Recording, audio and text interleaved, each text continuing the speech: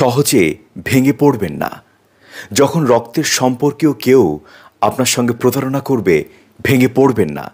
মনে রাখবেন, হজরত ইউসুফ আলাইহিসসালাম আপন ভাইদের দ্বারা প্রতারিত হয়েছিলেন। যখন পিতা মাতা আপনার প্রতিপক্ষ হয়ে দাঁড়াবে, চিন্তা করবেন না।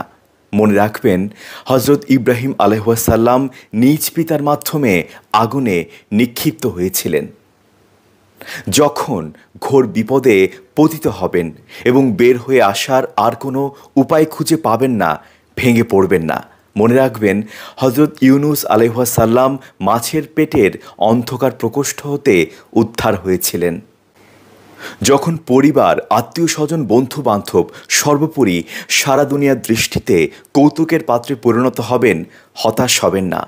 স্মরণ করবেন, নবী হজরত মুহাম্মদ সাল্লাল্লাহু আলাইহি ওয়াসাল্লাম তার আপনজনের